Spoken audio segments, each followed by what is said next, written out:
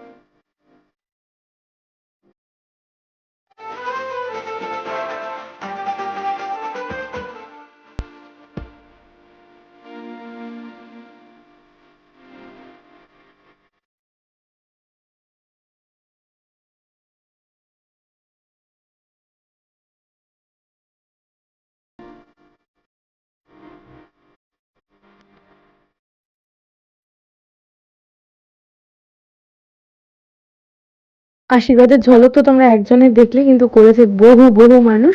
তাই অনেকটা দেরি হয়ে গেছিলো, তারপর ফ্রেশন আপ হয়ে চলে গেছিলাম উপরে খেতে। বাপি লাইনই বানিয়ে দিয়েছিস তো পুরো। চলো খেয়ে নিই, আমরা পরে গল্প করি। অ্যান্ড দেন বিকেলেই আমার সব বন্ধুরা চলে এসেছিলো আমার নতুন বাড়িতে।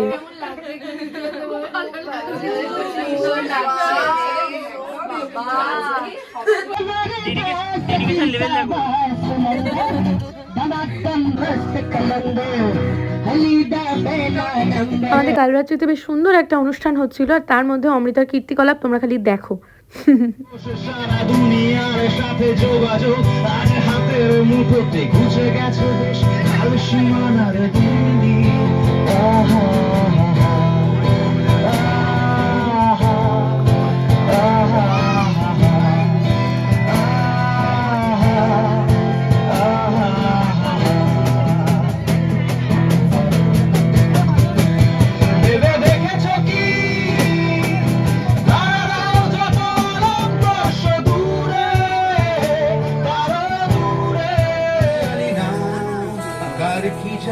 রাস্তাতে গাই ভাঙাই রাস্তাতে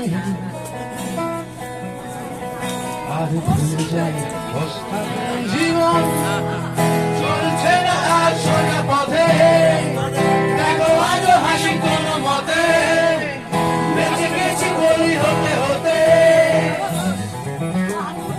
হয়তো মরে গেলে হতো বেশি ভালো কেন এত সুখ পেলে গেল জীবনের সেরা স্মৃতিগুলো परवाने से कहीं चला जा मेरी तरह चल जाएगा वो नहीं सुनता उसको चल जाना होता है हर खुशी से हर गम से अचानक आ गई जो नजर के सामने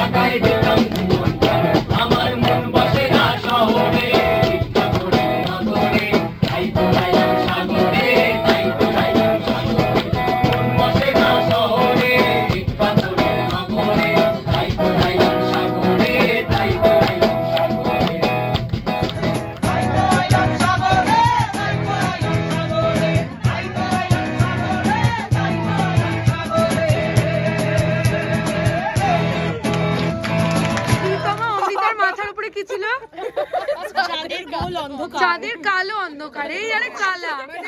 কথা শুনে বোঝা যায় বাংলা ব্যাকরণটা গোল্লা গোল্লা। হ্যাঁ, এই সব আনন্দ মজা করে গান বাজনা করে আমাদের কাল রাত্রির সন্ধ্যেটা বেশ ভালো কেটেছে। আর বাড়ির থেকে সবাই চলেও এসেছিলো, এই যে ওরা খাওয়া দাওয়া করছে, ওরা সন্ধ্যে থেকেই ছিল, গান বাজনা সবটা করেছে, আনন্দ করেছে। আর বন্ধুরা তো ছিলই, তো জমিয়ে আনন্দ করেছি আমরা কাল রাত্রিটাও। তারপরে খেতে বসে গেছি, মেনু ছিল ফ্রাইড রাইস, চিলি চিকেন, বেশ ভালোই খাওয়া দাওয়া করেছি। তারপরে একটু ছোটোখাটো ফটোশ্যুট আমাদের হচ্ছিল।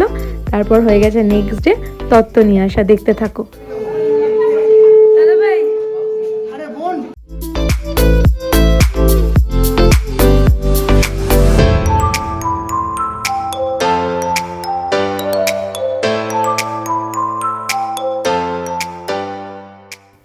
অ্যান্ড এবার আসি তত্ত্বের কথায়। আমার মোটামুটি 75টার উপরে তত্ত্ব হয়েছিল। এই সব কটা তত্ত্ব আমার মা সাজিয়েছে রাতের পর রাত জেগে জেগে, কারণ মা এইটা করতে ভীষণ ভালোবাসে এবং অসাধারণভাবে পারেও। সো অ্যান্ড এই যে ছোটো ছোটো হলুদ কাগজগুলো লাগানো দেখছো, এগুলোতে প্রত্যেকটাতে মিলিয়ে মিলিয়ে ছন্দ মিলিয়ে কবিতা লিখে দেওয়া আর কি, যাদের যে নামে ডাকা হয় এবং জিনিসপত্রগুলো যেই রিলেটেড সেই নিয়ে মা আর মামা কবিতাগুলো লিখেছে। তো অসাধারণ হয়েছিল, সবার খুব পছন্দ হয়েছে। থ্যাংক ইউ মা, আর থ্যাংকস টু চিন্দা মামা অলসো। খুব সুন্দর কবিতাগুলো লেখা হয়েছিল। আর তারপরে খানিকক্ষণ বসে ওরা গল্প করে তত্ত্ব নিয়ে, দিদিরা বৌদিরা সবাই এসেছিলো, দাদা ভাইরা। তারপর খানিকক্ষণ থেকে ওরা চলে গেছে। আমিও আমার ভাত কাপড়ের ওকেশনের জন্য রেডি হয়ে চলে যাচ্ছিলাম ভেনিউতে, সেটা তোমরা এক্ষুনি দেখতে পাবে। এই যে আমার সাথে শ্রেয়ও চলে গেছিলো, অভিষেকটাও চলে গেছিলো।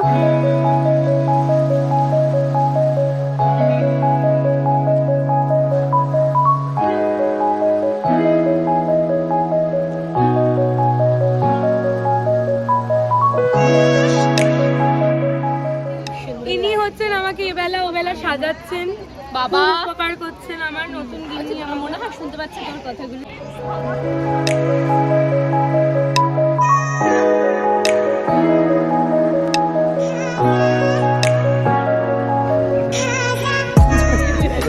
আজ থেকে দুজন দুজনের ভাত কাপড়ের দায়িত্ব নিলাম।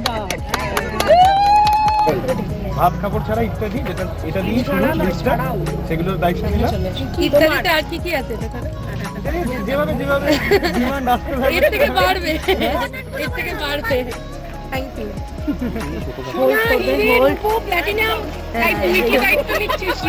ও আমার আনুষঙ্গিকের দায়িত্ব নেবে। কি বলে দে? সামলানোর দায়িত্বে। কিসের দায়িত্ব? কিসের দায়িত্বে? সামলানোর। কাকে কেন কি করে সামলানোর দায়িত্ব কেন কি করে প্রকাশ্যে বলা যাবে না না না সবকিছু ভুলে যায় একটা বলতে একটা ও যে আমার দায়িত্বগুলো নিল সেগুলো পূর্ণ করার দায়িত্ব আমার, মানে যাতে ও পারে সেটা আমি দেখবো।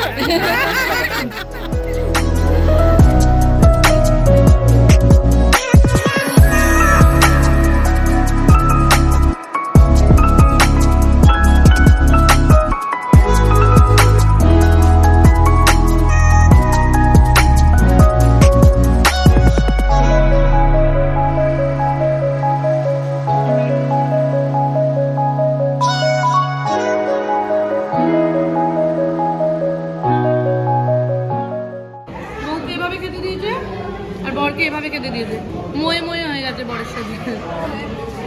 ভাত কাপড় হয়ে যাওয়ার পর সামনেই আমি নীল, আমাদের যে ফটোগ্রাফারের মধ্যে একজন, তার বাড়িতে সেজেছিলাম। মৌসুমি দিয়ে আমায় দুদিনই সাজিয়েছে, আমি ডিটেলটা দিয়ে দেবো। আর তারপরে তোমরা ডেকরটা দেখো, ভীষণ সুন্দর সাজানো হয়েছিল, একটা স্টেজ করাও হয়েছিল। সো আমাদের খুব পছন্দ হয়েছে আর আমার সাজও আমার দারুণ পছন্দ হয়েছিল। আমার ইচ্ছে ছিল খুব সাটেল কালারের একটা বেনারসি পরা, সেটাই আমি কিনেছিলাম, পরেওছিলাম, তো খুব সুন্দর লাগছিল। এখানে এই যে মায়েরাও এসে গেছে, বাবাকেও দেখতে পাচ্ছ, কিন্তু এত ভিড় হয়ে গেছিলো একটা পয়েন্টে যে কাউকেই ঠিকভাবে দেখানো যায়নি। তাই পরে আমি কিছু ফটোজও অ্যাড করে দিয়েছি যাতে তোমরা সবাইকে দেখতে পাও। আর এখানে একটা সারপ্রাইজ আমাদের বন্ধুরা আমাদের জন্য প্ল্যান করেছিল, কিন্তু আমরা প্রথমেই সেটা একটা ছোট্ট পাচকা করে দিয়েছি, সেটা তোমরা এক্ষুনি দেখতে পাবে, দেখো।